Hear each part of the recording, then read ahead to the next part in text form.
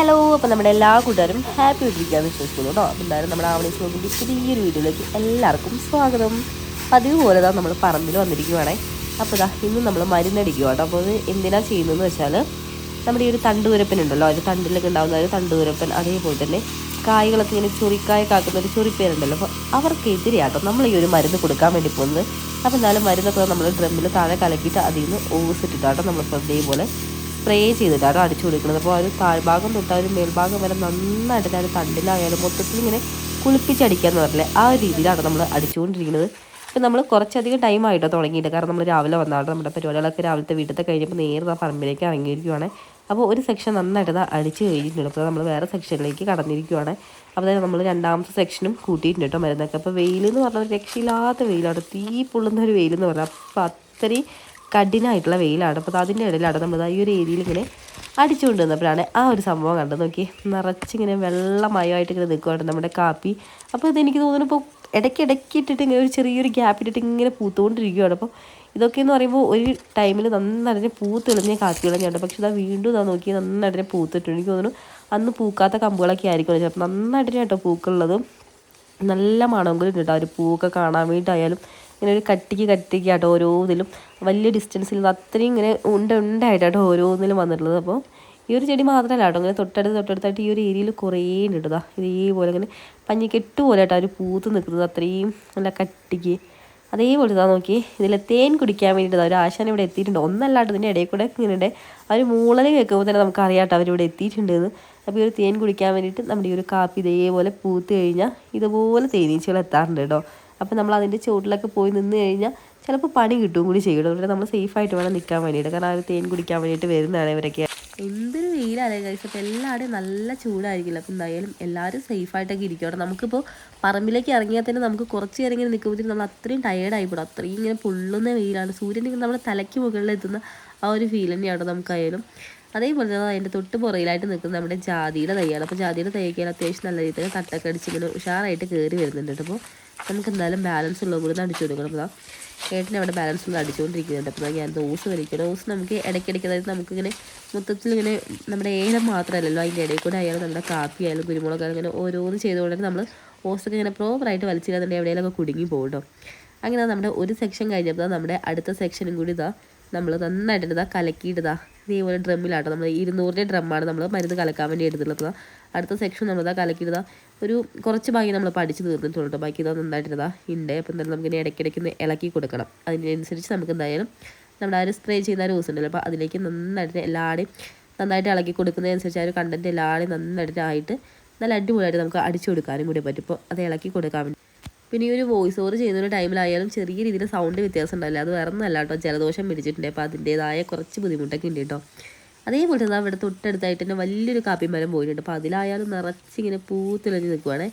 പിന്നെ അതെല്ലാം കഴിഞ്ഞിട്ട് നേരെ നമ്മുടെ ഈ ഒരു ഇതെന്ന് പറയുമ്പോൾ നമുക്ക് ഇനി അടിക്കാനുള്ളൊരു ചൂടാണ്, അതായത് നമ്മുടെ മരുന്ന് അടിക്കാനുള്ളൊരു ചൂടാണ്. അപ്പോൾ ഇതിലൊക്കെ നമുക്ക് നോക്കുമ്പോൾ തന്നെ ആ ഒരു ഇങ്ങനെ മുകളിലേക്ക് വരുന്ന ആ ഒരു പോളൊക്കെ ഉണ്ട്. അപ്പോൾ അത് ജസ്റ്റ് ഒന്ന് ഇങ്ങനെ പൊളിച്ച് നോക്കുമ്പോഴത്തേക്ക് നമുക്ക് അത്രയും നന്നായിട്ട് കാണാൻ വേണ്ടി പറ്റുന്നുണ്ട് ആ ഒരു ചൊറിപ്പേനെ. നമ്മളിങ്ങനെ തൊടുമ്പോഴത്തേക്ക് ഇങ്ങനെ ഓടിക്കളയും, അത്രയും മൈന്യൂട്ടായിട്ട് ചെറുതായിട്ടാട്ടോ കാണുന്നത്.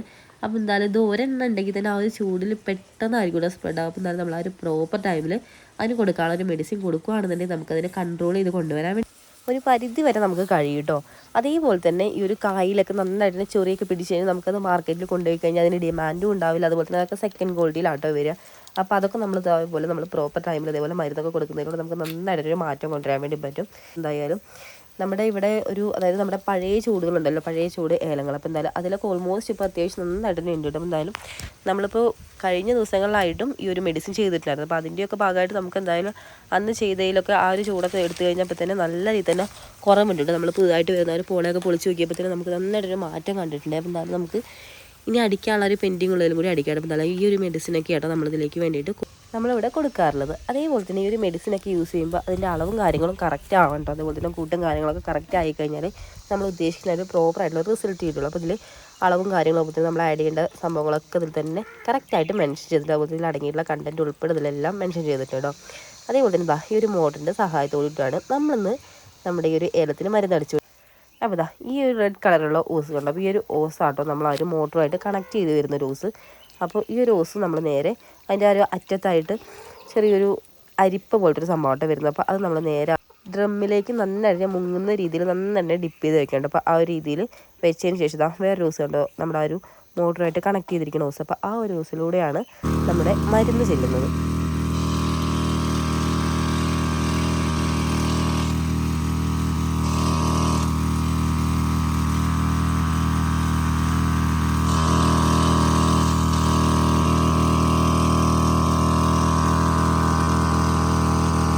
പിന്നെ ഇതാ ഇതേപോലെ ആട്ടോ ഈ ഒരു മോട്ടർ ഓൺ ആക്കി കഴിഞ്ഞാൽ നല്ല സൗണ്ട് ആയിരിക്കും. പിന്നെ നമുക്ക് ഇവിടുന്ന് സംസാരിച്ച പോലും നേരെ കേൾക്കില്ല കേട്ടോ.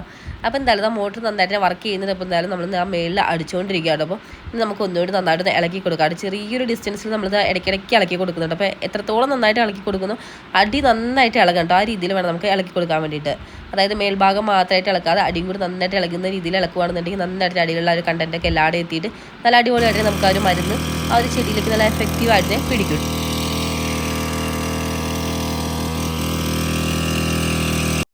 പിന്നെ ആണെങ്കിൽ നമ്മൾ ഈ ഒരു മോട്ടറിൻ്റെ സഹായത്തോട് കൂടിയിട്ട് ഏലത്തിന് മരുന്നൊക്കെ അടിക്കുന്ന ഒരു ടൈമിൽ പണ്ടൊക്കെ നമ്മൾ ഈ ഒരു മോട്ടർ വാങ്ങുന്നതിന് മുന്നേ നമുക്ക് ഒരുപാട് ടൈം എടുക്കുമായിരുന്നു കേട്ടോ മരുന്നൊക്കെ അടിച്ച് എല്ലാവരും ഒന്ന് കംപ്ലീറ്റ് ആയി വരുമ്പോഴത്തേനും.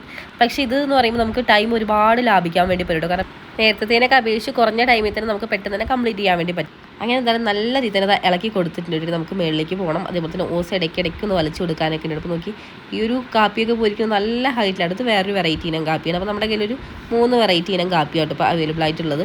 അപ്പോൾ എന്തായാലും ഇതൊക്കെ നല്ല മരം പോലെ കേട്ടോ, നല്ല അടിപൊളിയായിട്ട് നല്ല ഹൈറ്റിലാട്ടോ പോയിട്ട്. അപ്പോൾ പൂക്കളുണ്ട് കേട്ടോ ആ ഒരു മേൽഭാഗം വരെ ഇങ്ങനെ നിറച്ച് പൂത്ത് നിൽക്കുക.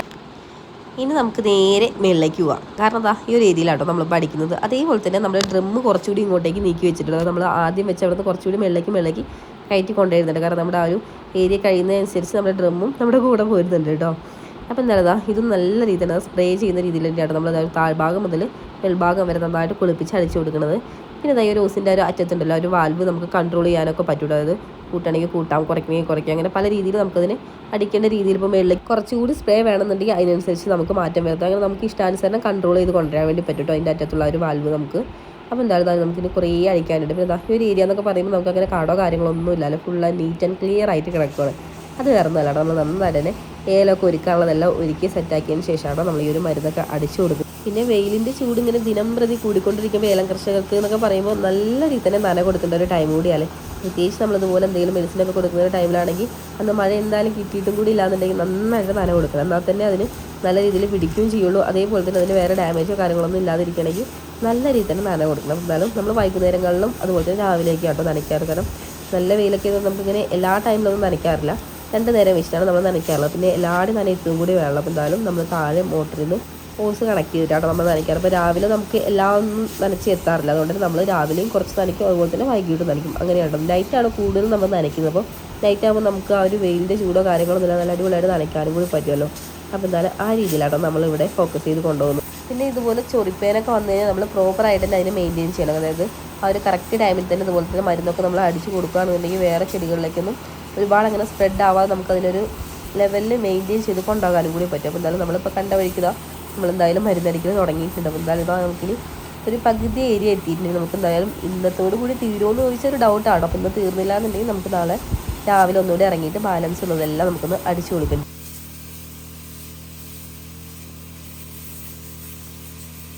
ചൂടൊക്കെ ഉള്ള ടൈമിലാട്ടോ ഈ ഒരു ചൊറിപ്പേനൊക്കെ നന്നായിട്ട് മുട്ടയിട്ട് വിരിഞ്ഞ് പെട്ടെന്ന് തന്നെ സ്പ്രെഡ് ആകും. അപ്പോൾ ഇതുപോലത്തെ മെഡിസിനൊക്കെ കൊടുത്തു കഴിഞ്ഞാൽ നമുക്കതിന് നല്ല രീതിയിൽ കൺട്രോൾ ചെയ്യാനും കൂടി പറ്റും.